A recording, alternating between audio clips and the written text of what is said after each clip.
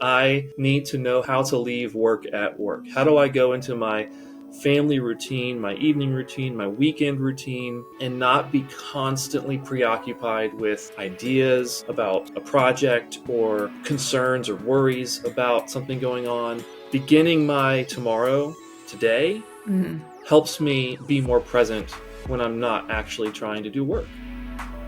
I ran across this idea the other day from Dr. Daniel Amen. He was talking about how it's beneficial to start your day the night before. And he suggested things like at the end of the day, ask yourself what went well, just reflecting on the day itself. He talked about he compared it to like going on a treasure hunt to find the good, even even if it was like a really hard day, which sounded like a pretty smart thing to do. And then he said, when you wake up, give yourself or tell yourself rather that today is going to be a great day, because he talked about how like the subconscious pays attention to what your conscious mind is thinking, those sorts of things.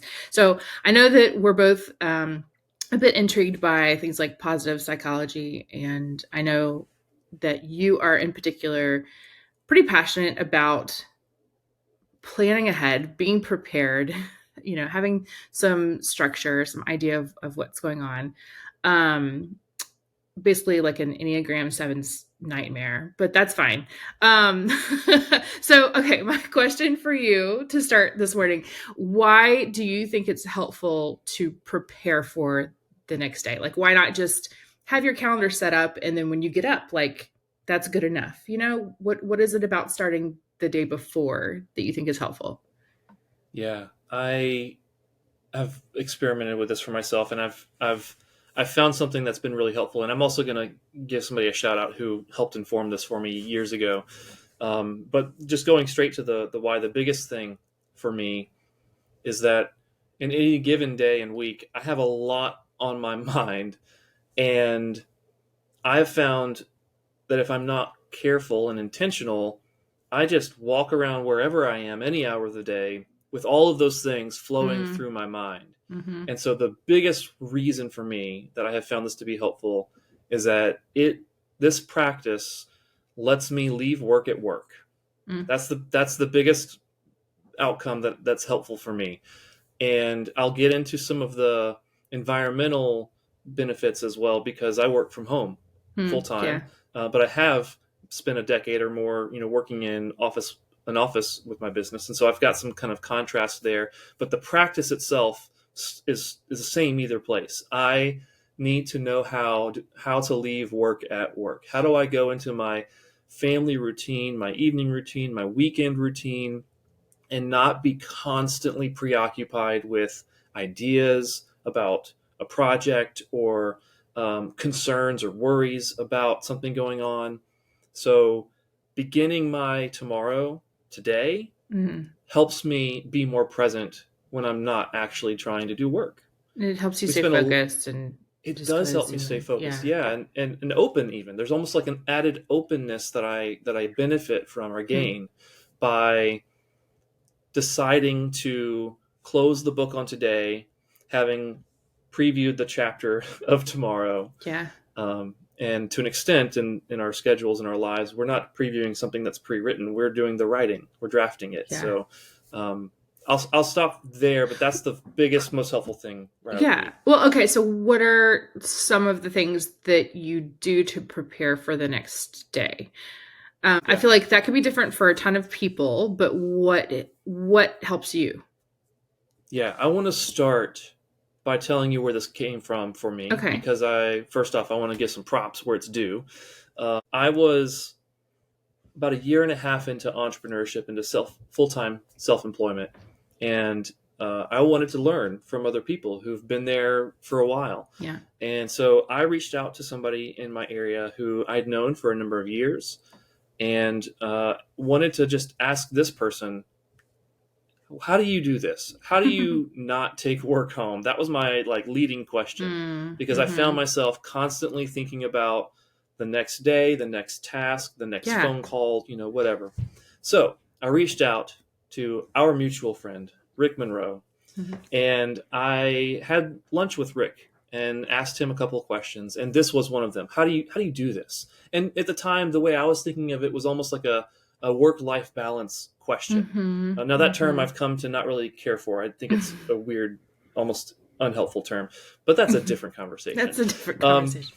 so what Rick told me is what I've just basically done since 2011. I've been doing this in some fashion or another since then. Mm-hmm. And Rick encouraged me to, with a pen and paper, at the end of my workday, look Mm-hmm. at the next workday, whether it's tomorrow or if it's I'm on a Friday and I'm thinking about a Mm-hmm. Monday. Mm-hmm. Look at that next day and just write down the things that seem to be the top priorities for tomorrow.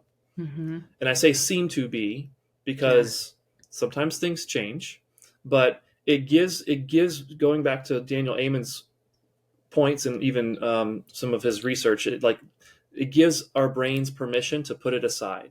Hmm. And there's another book I read that um, is wildly popular. It's called Getting Things Done, and in it, there's this idea that our mind, our brain, is for having ideas, not for holding ideas. And I Hmm. had been going day to day, Mm-hmm. month to month, year to year, just trying to hold everything in my Yeah. brain. And because I was carrying all of that around, it was constantly popping up because I Mm-hmm. would have this subconscious worry that I'll forget something. Mm-hmm. And so, what Rick shared with me helped me to start disconnecting from the immediate tomorrow worries or priorities or ideas. And also, what getting things done as a tool or a process allowed me to do was to also do the same thing for long-term ideas. So I just Yeah. started to write a lot of stuff down, capture it, Mm-hmm. because Mm-hmm. my mind, my brain is designed to have the ideas but not to hold Not to them. hold them. And once I started to give myself that kind of permission and use that as a tool, basically, Mm-hmm. that helped me leave work at work at the end of the Yeah. day and to be able to be more present, whether it's present at home, present for myself on a walk, if I'm hanging out with friends, family, whatever the case is. I wasn't so preoccupied and distracted by these work driven ideas. So I have a couple of the follow-up questions there. Can Sure, I yeah. can I throw them out? Okay. So one, because I think back to when I was teaching, if I had made a list at the end of the day of teaching for what my potential priorities would be about the next day, that list could get long very quickly. So Mhm. there's got to be a cap at some point, right? So how do you learn, or how do you know how to prioritize what goes on that kind of prep list? I don't know what you call it. Is it a prep Yeah. list? I don't know. Yeah, whatever Okay. makes sense for you, call it that. But it for me, the word that I like to think of is priority. Hmm. And so, to your point, there's never a shortage of things that I could be doing or should be doing. Yeah. But it is my responsibility in most cases to decide what is the most important. If I can only do one thing tomorrow, Hmm. what should that one thing be? That's going at the top of my list. If I can Hmm. only do one more thing tomorrow, what should that thing be? And so Hmm. I'm initially kind of, again, drafting. I'm not trying to make anything concrete or final when I'm doing my tomorrow planning. I'm drafting my priorities, and I try to leave it at three. Three is a common practice in kind of the productivity Okay. world. I keep it at three for the things that I've predetermined are probably most important. I don't stop my list at three, but I prioritize three. Hmm. Then anything else on my mind, I'm going to write it. I'm not ordering it. I'm just writing it. Yeah. So the ninth thing I write might be the fourth thing I do, but Hmm. I'm just doing a Sure. brain dump, Yeah. and that brain dump is something I revisit the next morning usually to say, all right, well, are these still the most important three things? Is there anything else that's cropped up that is Hmm. actually more important now? Now that the day is off. As an example, just yesterday I had to change my morning around because of a kind of a surprise, unexpected deadline. I had there was some miscommunication between me and someone else, and when the day started, I needed to go drive somewhere to do something and get back. And that changed what's the first most important thing for me to do today. It became Yeah. that. Yeah. So I had to shift my order around a little bit. So it's always a draft the day before, Yeah. almost always a draft. And I need to start the day with the readiness and the openness to confirm or Yeah. adjust. The I same think, question. If I I only do think, one thing today, what's that yeah. thing? If I only do one more thing, what's that thing? I think it's important for people to allow themselves that freedom and flexibility and not because I tend to I love a good list. Like my checklists have checklists. I love checking things off the list. um, but I can get hung up on if something didn't get done or didn't happen when I thought it was going to. And so when I'm thinking through what you're sharing, I think it's important to encourage people to give themselves that flexibility to take a step back and question after some reflection, even that next morning, like, okay, is this still the priority? Do I need to amend this for one reason or another? Did I forget something that I now need to add to the list? Whatever that may be. So that's good to have that built Absolutely. in there so people don't automatically start their day thinking, well, the whole day is ruined because I thought Yeah. this is how this is going to go and now it's not. You mentioned earlier, work-life balance. It's kind of a funny phrase. Again, a whole nother discussion, but so far we're kind of operating from the position, assuming that we're talking about just all work-related things, but work and personal life, it's all integrated. It's all there. So, how when you make that list, is it work centered or does it sometimes include a priority that could be personal? Like, how do you separate the Yeah. two or do you see them as being kind of meshed together? How does that part work? Yeah. What I have found to be most helpful for me is to think about my day as a day. I wear a lot of hats through the day. I wear my Mm-hmm. dad hat. I wear my husband hat. I wear Mm-hmm. my business owner hat. Within the business, I'm wearing a sales hat sometimes. I'm wearing a teaching hat. I have coaching hat. I've got all these different hats. And so when I plan my day, I am not thinking about it as compartmentalized, work only or something. I'm trying to ask what's the most important thing for me to do tomorrow, Mm-hmm. and I'm going to write that down. And sometimes that is a personal appointment of some kind or a personal task that's family oriented, and it happens to be a Tuesday, but it's still more important that I do that Mm-hmm. before certain tasks with my business. Yeah. So I try to think of it as just my day. What's my day look like? And I am a single person. I'm not segments of a person with work and with community and family and what have you. So I need to just be honest with myself and say what all is on my mind and on my radar and on my plate, and how can I best kind of position those things, prioritize those things. Now, I do want to take just a minute just to almost pause for a disclaimer and say what we're talking about today is the practice I benefit from and aim to do. But the word practice is important because I don't always do it. I don't always get it right even. So some of what I'm describing is almost like the ideal for me or things that have been great for me in different seasons. It doesn't mean that every day I do this exact thing though. Sometimes I forget. And then the day after I realized or I feel it. I'm like, oh, Mm. I forgot to plan my day yesterday. And Mm-hmm. I can feel the impact. Mm-hmm. So I don't want it to come across as this kind of perfect system that I and others use. It is a great practice, and my goal is to do it all the time. But I don't hit all the time. Yeah, that's very fair, and I appreciate that approach to it. Again, just with a good bit of grace and flexibility, I think that's important. And we know that uh, because I also like to plan, but life happens, things happen. Yeah. I'm also married. I've got a kiddo, and so sometimes you get that phone call from the school. They're like, need you to come pick your little one up. You're like, Mm-hmm. okay. And so, that then becomes a whole nother day. What advice or maybe wisdom could you share when it comes to when those moments happen. And, yesterday it seemed like you had to adjust a little bit, but you had maybe a little bit of a heads up.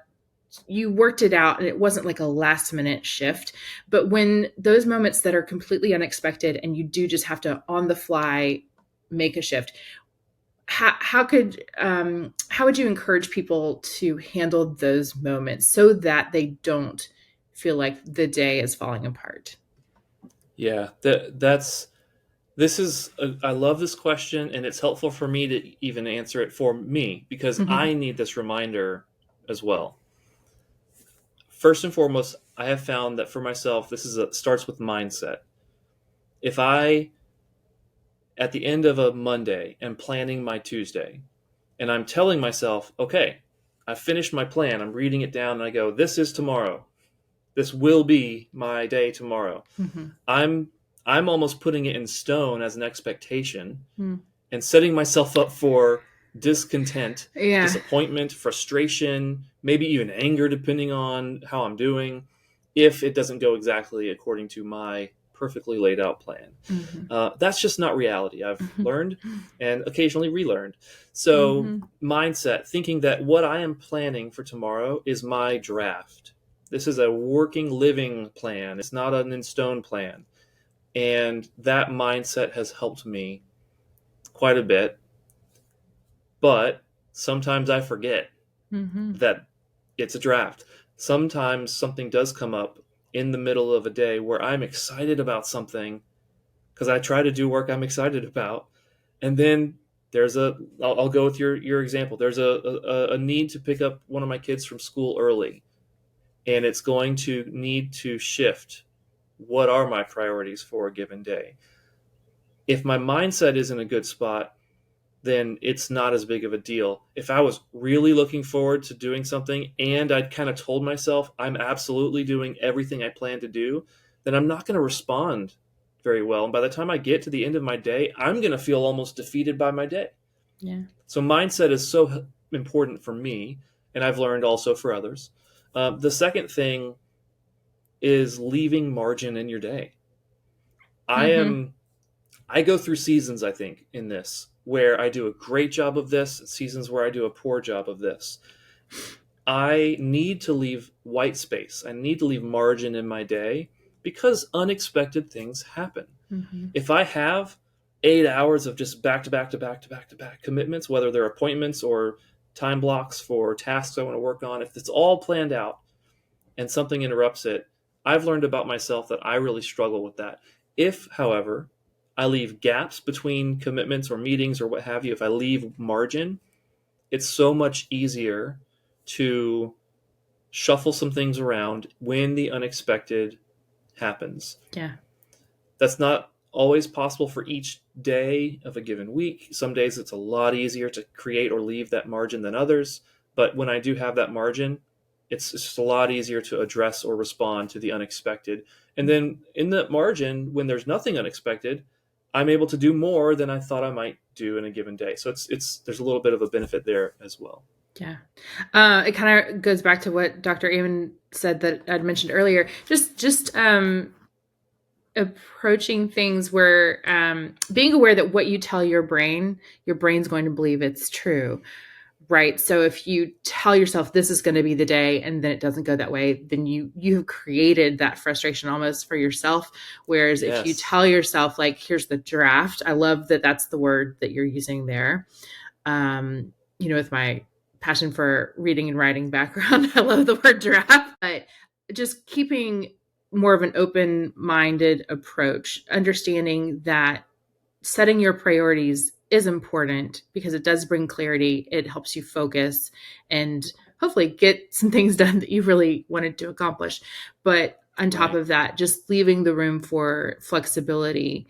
Um, I think learning flexibility overall in life is so important. And so when you can apply it in the workspace and you have the freedom and the margin to allow yourself to do that, then that's a gift that you need to give yourself. If you're in charge of that and you're able to do that for your schedule, take advantage of that. Don't, like you said, stack your calendar so deep that you're just like, I don't even know what day it is. So Yeah. Mm-hmm. Yeah, and a lot of what we're talking about is simply our mind, our brains, and Yeah. how we process things. So, um, to Daniel Amen's idea of kind of priming yourself for certain thoughts, Mm-hmm. what if you ended your day planning tomorrow, and in your plan you said something unexpected tomorrow might happen tomorrow, something unexpected. Mm-hmm. I don't know what, but Mm-hmm. when something unexpected happens, if I'm planning and if I'm anticipating something unexpected, or if I even decide ahead of time, I might have an opportunity I don't expect tomorrow, calling it an opportunity. It just reframes things for me, for Yeah. us. And so, an example with that mindset, if I start my day or if I'm kind of planning my day the day before, thinking or rather telling myself, I might have an unexpected opportunity tomorrow. Well, if I have to pick up my kids early from school, I might then say, well, it's not what I planned, but I guess that opportunity is now to spend a little more time in the car with my kids, Mm-hmm. as opposed to when I feel like I'm interrupted and now I have Mm-hmm. to go get my kids. Now I'm not doing certain work or tasks or meeting, and I have to do this, I have to do that. So it's just a mental game, really. But there's Yes. It there's totally is. data to Yes. show the benefits of it. So And it really is a mindset thing. the words that we assign those moments really matter. And I'm a fan of whimsy. So like saying, not just an opportunity, but like saying, okay, well, this is a new adventure for today versus, well, this is super Yeah. inconvenient and now I'm angry. Yeah. Just choosing in those moments to have that response rather than a reaction, which those are two words I'm really passionate about as well, Mm-hmm. because I think a response is different, from a reaction. But that's another topic we could get into maybe another day. Yeah. Well, is there anything else about this approach that you wanted to share? Yeah. I think that we've talked a lot about mindset, but also when it comes to just again retaining information, going back to that idea that our mind or our brain is for having ideas, not for holding them. Mm-hmm. I like pictures, images, and so I think of my all of my responsibilities, my worries, my concerns, my ideas. They're all in my mind, kind of in a backpack that I'm wearing. And what I need at the end of a workday is to be able to take that backpack off and put it somewhere and then go about my evening.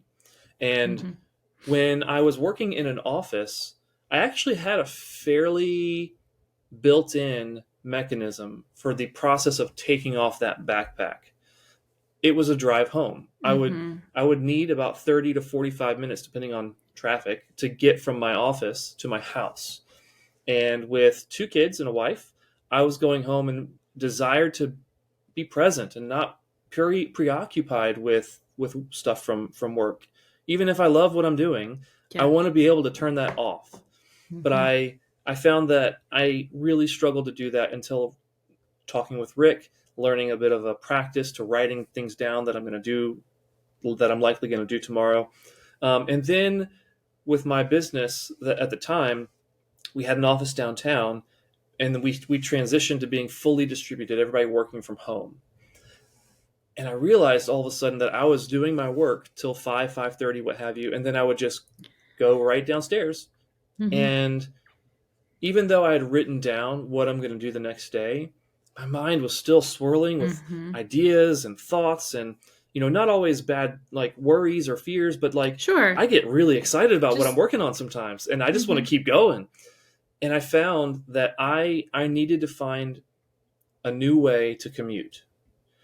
I needed to find a new way to transition my mind and my thinking from projects and work ideas and opportunities into presence with my kids, talking about homework and all these different things that were important to me. So when I think about planning tomorrow, today, um, one of the things that had to be an ingredient for me was transitioning out of today and into my evening. And so Yes. at this point, I have a few different things I do, just depending on my mood and what I feel like doing in a given day of the week. But from 5 to 5:30, I basically consider that my kind of fake commute time, Commute time. where Yeah. it's really just a transition time for me Mm-hmm. to shift out of kind of this work mode and into presence at home Mm-hmm. mode. And that does have an impact on my tomorrow as well. Mm-hmm. So that's another thing that I wanted to mention that's been really, really helpful for me. Yeah. Well, awesome. Okay. Well, is there anything else that you wanted to share? You feel like that covers it for today? You know, since you asked, there is one other thing on my mind. I've talked about my experience. What I want to be possible, though, is for somebody to listen to this and understand that even though there's a common practice here that Dr. Amen is describing, where you kind of conclude your day but plan for tomorrow, the timing of when that happens Mm. is going to vary from Yeah. person to person. And I have even had it almost like it's almost been seasonal for me. There have been seasons of my life where, for example, I thrived working the late hours. Mm-hmm. And in that context, I might almost at the end of an afternoon work block jot down, what am I going to do late tonight? Mm-hmm. And that gets me in the mindset of presence with family or whomever. And then in my kind of night owl hours, I'll do the same thing at the end and say, all right, what am I doing tomorrow? Now, for me, most of my night owl hours are behind me. A lot of that as an entrepreneur came in the form of I have a day job and I want to launch a business, so I kind of have Mm-hmm. two blocks of two jobs in a sense, and my night shift was my Mm-hmm. startup company, Mm-hmm. but I still benefited a lot from at the end of that jotting some stuff down about what's happening the next day. In the early years of my business, when I was full time in that business, I would still have a lot of night owl hours, so that practice worked a lot for me then. As I got a little older, as things just changed and evolved for me, I entered a new season where I actually really liked going to bed earlier and getting up early. I would get up early and have some like you know lark early hours that were Mm-hmm. wonderful for me. And my approach to planning tomorrow was different in that season. Right. So the biggest thing for me is just to kind of know yourself, not to feel like you have to follow exactly something you heard in this conversation or something you read on some blog post or heard in some conference. You kind of need to know your own rhythms, what works well for you, and you have to experiment. In my experience, I had to Mm-hmm. experiment, and I continue to experiment. Um, and treating it like an experiment, we give ourselves again. This is we're talking to we're priming our subconscious for a different outlook. Right. Calling this an experiment gives us permission to learn from it, gives us permission to not for it to not go well and us to be able to reflect on it and then get further and say, where is that sweet spot for me? So that's something that I think has been really helpful for me in this kind of development process to figure out what rhythm does work well for me now. Put the word Yeah. now at the end of that question because it could change. Yeah. So I love that's that. where I would I end think that. there are plenty of times when we've all heard ideas from people who have shared all kinds of things when it comes to structuring their days or approaching their work or approaching life or approaching exercise or whatever the thing may be that works really well for them and they're excited to share it. And sometimes you try the thing and you're like, nope, that wasn't it. So sometimes you need to Yeah, try it maybe more than once, maybe get a few more reps yeah, in before you decide if that's really a good fit for you. But keeping in mind that, again, what works for one person may not be quite the right thing, but it's not always about drastically changing everything you're doing. It's maybe just tweaking a couple of things and, shifting it a little just to see if that shift yeah. helps. So You know what? awesome. Let me share one more thing Okay. because you've helped me realize that I left this out, and I think this is really important. Okay. I use the word seasons for myself, but I want to give other examples that could apply. Okay. Some of which are just from my own experience, others are just from conversations I've had in coaching calls, conversations I've had at conferences after speaking. I've grown personally as a result of people sharing their experiences with me, and I want to bring some of that here. You talked about we've both talked about how it's not uncommon for us to watch a video like this video and hear somebody's kind of approach to their routine. Um, one thing that we don't hear enough about is what it's like to be a parent of young kids and have a job or career and like attempt to come up with a routine. It's not talked about enough, I would Yeah. say, but it's so important to just say this here that if you are especially parent of a young kiddo, Mhm. even an infant, like your life is so different from that of many people who might stand on a stage and talk about their perfect routines. Yeah. The emphasis for me is what works for you now, Yeah. and that might be vastly different from what seems to be popular on a video or on a stage or on social media. What works for you now? If you are waking up 3 times 5 times every night, your routine is going to need to be different from the single uh, the single person with no kids who can flex with their time in ways that Mhm. um, only they would. Yeah. If you have kids that are older but even higher needs, then your schedule is going to be different than that Mhm.